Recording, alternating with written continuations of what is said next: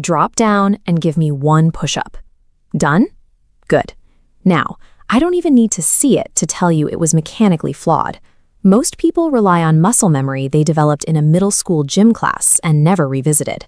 You've likely spent years entrenching the same faulty patterns into every single rep. That lifelong habit actively costs you. Every repetition you do generates about a third of the chest activation it should, while simultaneously grinding down your rotator cuff. Most casual gym-goers treat it like a quick warm-up or a punishment, but elite gymnasts, active professional fighters, and special forces operators, people whose lives rely on real functional strength, do them forever. Real progress begins with a complete biomechanical audit to treat the push-up as the high-level, full-body kinetic skill it was meant to be. The first major breakdown happens before you even bend your arms. Most people start with what I call a hammock core.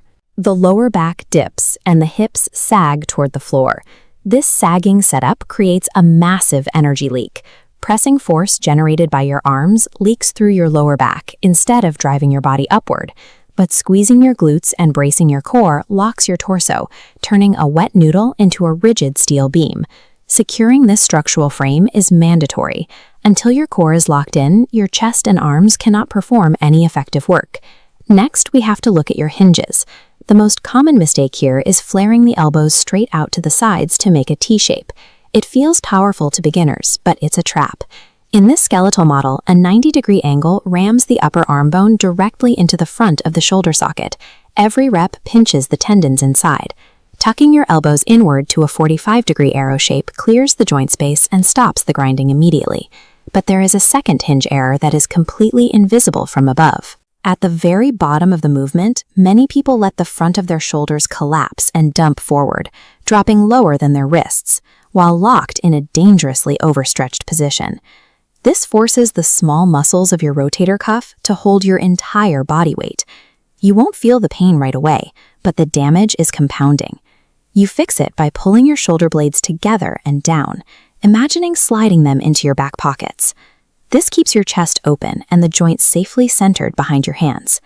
Mastering these hinge mechanics eliminates that quiet, invisible joint wear and tear, transforming the push-up into a sustainable, lifelong movement. Now let's fix the engine itself. If you're doing high reps but your chest looks exactly the same, watch your shoulder blades at the top of the movement. Most people keep them completely frozen.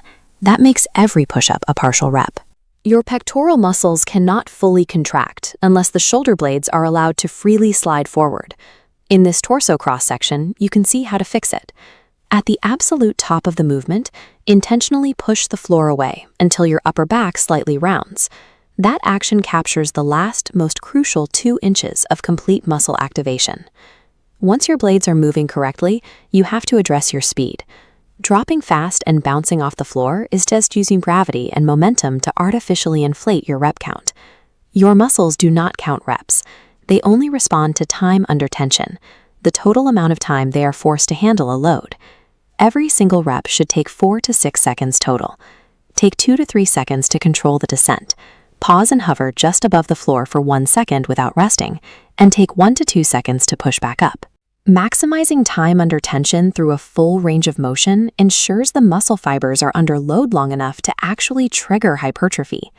Banging out 50 sloppy, fast push-ups is just falling and catching yourself 50 times. 5 mechanically perfect reps will build significantly more muscle than 50 momentum-driven bounces.